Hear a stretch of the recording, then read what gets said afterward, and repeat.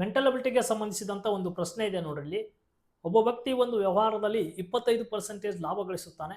ಹಾಗಾದರೆ ಕೊಂಡ ಬೆಲೆ ಮತ್ತು ಮಾರಾಟ ಬೆಲೆಗಿರುವಂಥ ಅನುಪಾತ ಎಷ್ಟು ಅಂತೇಳಿ ಇಲ್ಲಿ ಕ್ವಶನ್ಸ್ನ ಕೊಟ್ಟಿದ್ದಾನೆ. ಈ ಥರ ಕೊಟ್ಟಾಗ ಸಿಂಪಲ್ ಆಗಿ ನೋಡ್ರಿ, ಒಬ್ಬ ವ್ಯಕ್ತಿಯು ಒಂದು ವ್ಯಾಪಾರದಲ್ಲಿ ಎಷ್ಟು ಲಾಭ ಗಳಿಸ್ತಾನತ್ತ? 25% ಲಾಭ ಗಳಿಸ್ತಾನತ್ತ. ಹಾಗಾದರೆ ಕೊಂಡ ಬೆಲೆ ಮತ್ತು ಮಾರಾಟ ಬೆಲೆಗಿರುವ ಅನುಪಾತ ಏನು ಅಂತ ಕ್ವಶನ್ಸ್ನ ಕೊಟ್ಟಾಗ ಇದು ಕೊಂಡ ಬೆಲೆ. ನೆಕ್ಸ್ಟ್ ಇದೇನಪ್ಪ ಅಂತಂದಾಗ ಮಾರಿದ ಬೆಲೆ.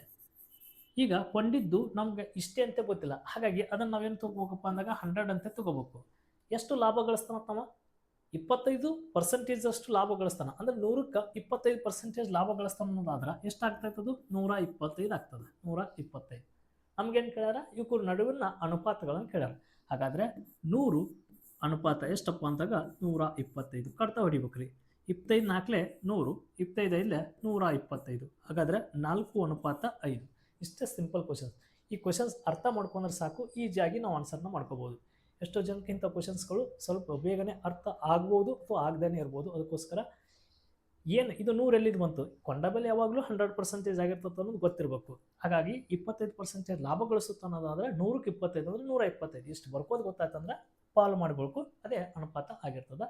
ಈ ಥರ ಪ್ರಶ್ನೆಗಳಿಗೋಸ್ಕರ ಪೇಜಸ್ನ ಫಾಲೋ ಮಾಡ್ಕೊಡ್ರಿ. ಸಾಕಷ್ಟು ಟ್ರಿಕ್ಸ್ಗಳನ್ನ ಹೇಳಿರ್ತೀವಿ. ಧನ್ಯವಾದಗಳು ರೀ.